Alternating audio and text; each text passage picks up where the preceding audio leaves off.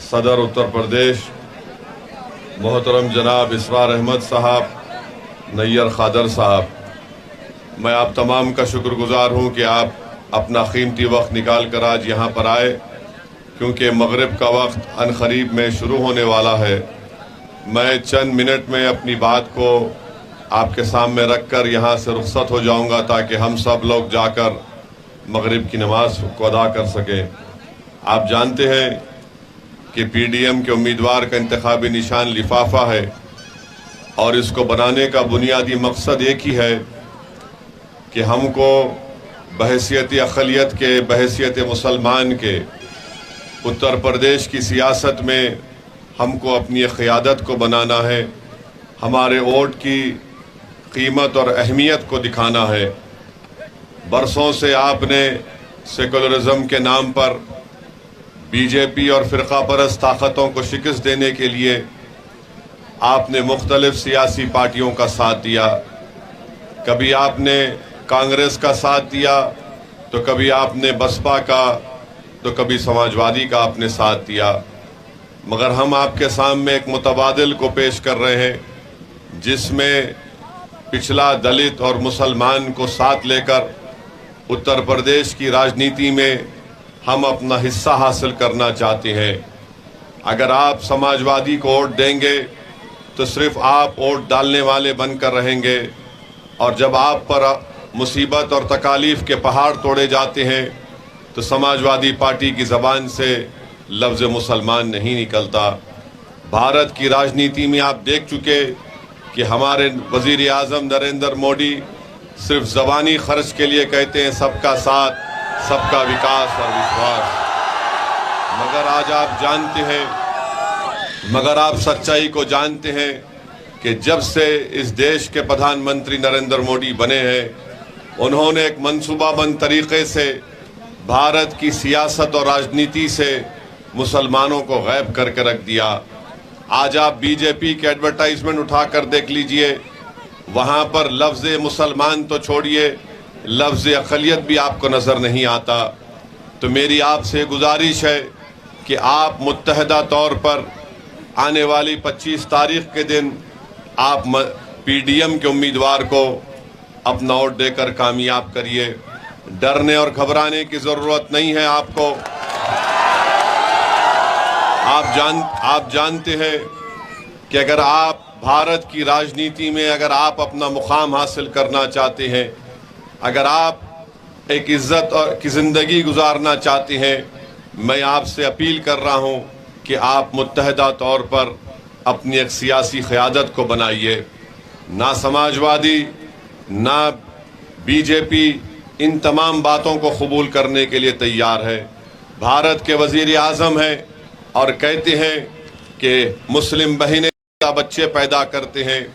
भारत के वज़ीर आज़म हैं और कहते हैं कि हमारे हिंदू बहनों के गले से मंगलसूत्र निकालकर मुसलमानों को दिया जाएगा। भारत के वज़ीर आज़म हैं और 17 करोड़ अवाम के ताल्लुक से वज़ीर आज़म कहते हैं कि हम घुसपैठी हैं। उत्तर प्रदेश का मुख्यमंत्री कहता है कि किसी की आत्मा आ गई है, वो हो रहा है। याद रखिए, अगर आप अपनी क़यादत नहीं बनाएंगे तो फिर हमको या तो ऐसा जहर दिया जाएगा जिससे हमारी जल्दी मौत हो जाएगी, या फिर ऐसा स्लो पॉइज़न दिया जाएगा कि वो स्लो पॉइज़न से भी हमारी मौत होगी।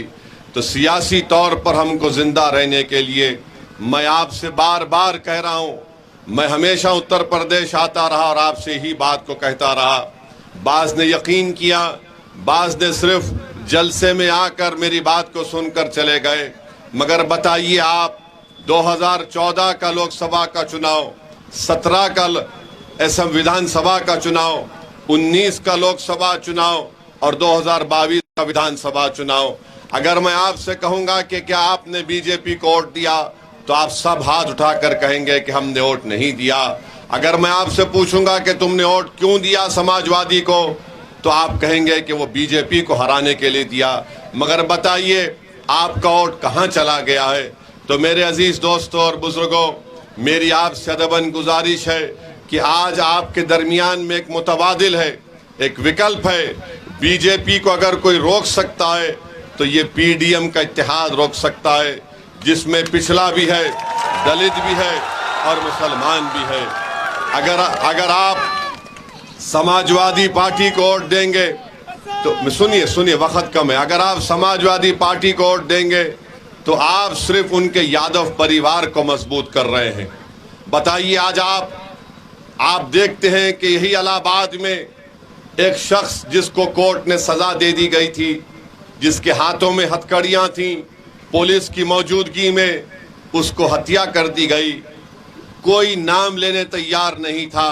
मैंने खुलकर कहा कि अतीक अहमद का कत्ल है ये, और कत्ल करने वालों पर एक्शन लेना चाहिए। आप जानते हैं मेरे भाई, फिर आप देखते हैं कि जेल में मुख्तार अंसारी, उनका परिवार कह रहा है कि उनको स्लो पॉइजन दे दिया गया। जब नाम लेने के लिए तैयार नहीं है तो वोट के हकदार कैसे बन सकते हैं आपके? बताइए आप बताइए, कब तक हम सिर्फ जिंदा रहने के लिए वोट का इस्तेमाल करेंगे? क्या हमारे इस गांव में हमारे बच्चों को शिक्षा की जरूरत नहीं है, अस्पताल की जरूरत नहीं है, इंसाफ की जरूरत नहीं है? चुनाव आएगा और सब आपके दरमियान में आकर कहेंगे कि इनका खौफ दिलाया जाएगा, बीजेपी का खौफ दिलाया जाएगा, तो कभी ये बताएंगे कि हमको वोट दो, हम तुम्हारी इबादत गाहों की हिफाजत करेंगे, हम तुम्हारे घर की हिफाजत करेंगे। जो लोग समाजवादी पार्टी को वोट देना चाह रहे हैं, आपका इख्तियार है, आप जिसको चाहे वोट दें, मगर बताइए, जब बुलडोजर से घर तोड़े जा रहे थे तो क्या अखिलेश यादव आज आपके दरमियान में आकर खड़े थे? जब बुलडोजर चलाए जा रहे थे तो जावेद, सुनिए, जब बुलडोजर, सुनिए भाई सुनिए, अरे सुन तो लीजिए, जब बुलडोजर चल रहा था तो जेल को कौन जाता है? जावेद जाता है, शालम जाता है, जीशान रहमानी जाता है। ये कौन है? ये मंजलिस के हमारे सिपाही हैं। इसीलिए मैं आपसे अपील कर रहा हूं। अब रहा सवाल कि प्रधानमंत्री जो बार बार ये भाषण देते हैं कि बच्चे ज्यादा पैदा कर रहे हैं, प्रधानमंत्री आपके खुद 6 भाई हैं। अमित शाह के 6 बहनें हैं। प्रधानमंत्री ये भूल जाते हैं कि भारत सरकार का डेटा यह कहता है कि मुस्लिम खवातीन का, महिलाओं का TFR रेट गिरा है।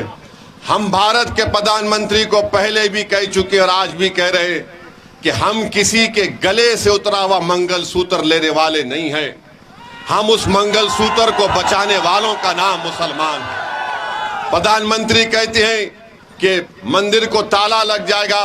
प्रधानमंत्री कभी हमारे साथ चलो, आप उत्तर प्रदेश, हम आपको ऐसे फैक्ट्री दिखाएंगे कि तुमने रातों रात 500 की नोट को गायब तो कर दिया, मगर तुम्हारे इस फैसले की वजह से पूरे भारत में, उत्तर प्रदेश में फैक्ट्रियों को ताला लग गया। गरीब परेशान आज भी है, कर्जों में डूब चुका है। प्रधानमंत्री ने कहते हैं कि ताला लग जाएगा। अरे बताओ, तुमने पूरे भारत में चंद घंटों में लॉकडाउन का ऐलान कर दिया, तुमने पूरे भारत को ताला लगा दिया। तो जितने उत्तर प्रदेश के नौजवान लोग मुंबई में थे, दिल्ली, हैदराबाद में थे, वो वापस अपने वतन को नहीं आ सके।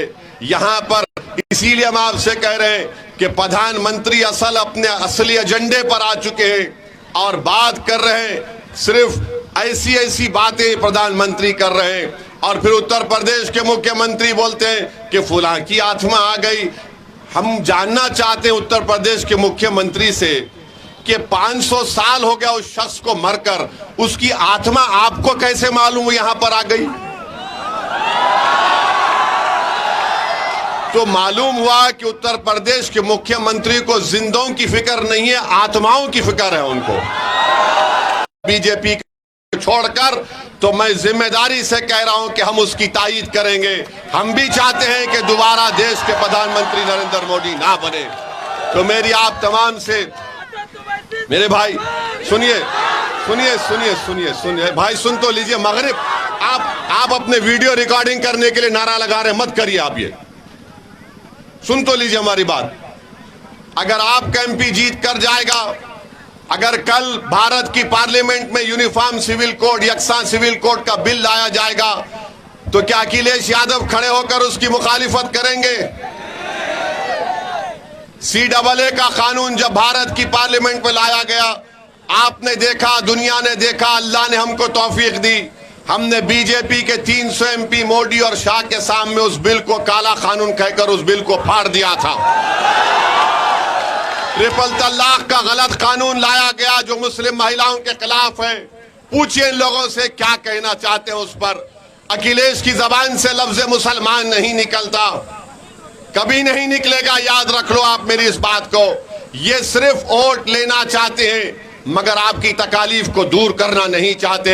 ये वोट लेना चाहते हैं ताकि सत्ता की राजनीतियों में, महलों में इनका महल तामीर हो जाए, मगर आपकी क़यादत को देखना नहीं चाहते। तो मैं आपसे अपील कर रहा हूं कि 25 तारीख के दिन लिफाफे के निशान पर आप बटन दबाकर PDM के इस इत्तेहाद को कामयाब करिए। और हमने ये इत्तेहाद जो बनाया है सिर्फ पार्लियामेंट के चुनाव के लिए नहीं, बल्कि इंशाअल्लाह ताला आने वाले लोकल बॉडी के लिए जिला परिषद के चुनाव में भी और विधानसभा के चुनाव जब होंगे, हम अपनी बहन के साथ आज खड़े हैं, इंशाअल्लाह ताला कल भी उनके साथ खड़े रहेंगे। तो मेरी आप तमाम से ये अपील है कि 25 तारीख के दिन सुबह के अवलीन वक्त में अपने घर से निकलकर अपना एक वोट का इस्तेमाल करिए, अपने इत्तेहाद का सबूत दीजिए और डरने और घबराने की जरूरत नहीं है। इंशाअल्लाह ताला याद रखिए मेरी इस बात को, फिरौन को भी, नमरूद को भी बड़ा जाम था कि मेरा इख्तिदार खत्म नहीं होगा, मगर दुनिया ने देख लिया कि फिरौन भी मिट गया, नमरूद भी मिट गया। इंशाअल्लाह ताला वक्त के फिरौन और नमरूद मिटेंगे, अल्लाह हक को गालिब करेगा। और आप तमाम का फिर से शुक्रिया, क्योंकि मगरिब का वक्त हो चुका है, तो आपका बहुत बहुत शुक्रिया कि आप यहाँ पर आए। इंशाअल्लाह ताला आपसे मुलाकात रहेगी, आप हमारे लिए भी दुआ फरमाइए। अस्सलाम।